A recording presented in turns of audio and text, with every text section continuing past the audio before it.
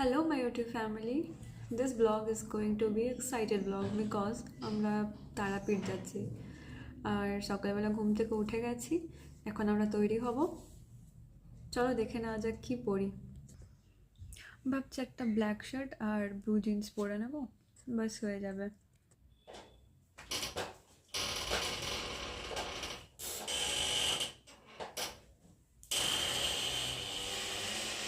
এটা আমি মিন্ত্রা থেকে নিয়েছিলাম বহুদিন আগেই।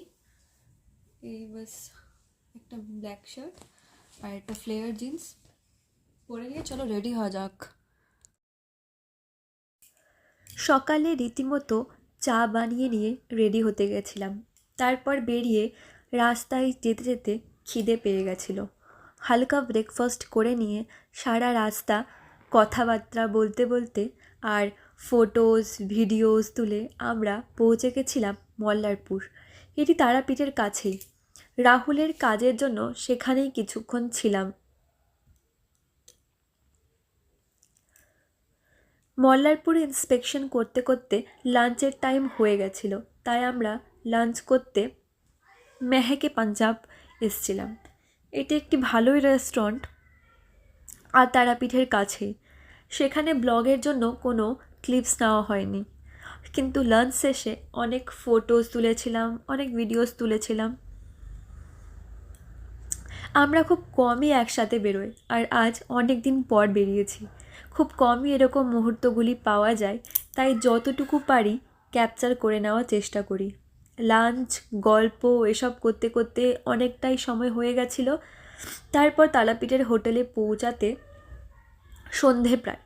আমরা তারাপীঠে স্টে করেছিলাম সোনার বাংলা হোটেলে। হোটেলটি খুব ভালো, ভীষণ নিট অ্যান্ড ক্লিন। আপনারা চাইলে তারাপীঠ ঘুরতে এলে এখানে স্টে করতেই পারেন। সিঙ্গল রুম, ফ্যামিলি সুইট সব রকমই ব্যবস্থা রয়েছে এখানে। হোটেলে পৌঁছে আমার হাজব্যান্ড কথা বলে নিচ্ছিল রিসেপশানে, আর আমি পাশ থেকে ভিডিও করছিলাম। তারপরেই আমরা রুমে চলে গেলাম। একটি ছোটো মতো রুম ট্যুরের ভিডিওসও করেছিলাম। রুমটা খুব বড় না হলেও বেশ ভালোই লেগেছিল আমার। রাতটুকু কাটিয়ে সকালে মার পুজো। সকাল সকাল পুজো দিয়ে খুব ভালোই লাগলো। আর পুজো দিয়ে কিছু ফটোস ভিডিওস তুলে নিলাম, আর এগুলো তো রয়েই যাবে স্মৃতির পাতায়। আমার তারাপীঠ খুব ভালো লেগেছে। বছরে একটি দিন ভিড় সহ্য করে বিজি শিডিউল থেকে একটু সময় বের করে মার কাছে আসাই যায়। মার মুখটি সত্যি অতুলনীয়, দেখলেই সব কষ্ট ভুলে যাওয়া যায়। জয় মা তারা। থ্যাংক ইউ গাইজ এই ব্লগটি দেখার জন্য। দেখা হবে পরের ব্লগে। Tata, like share and subscribe my channel.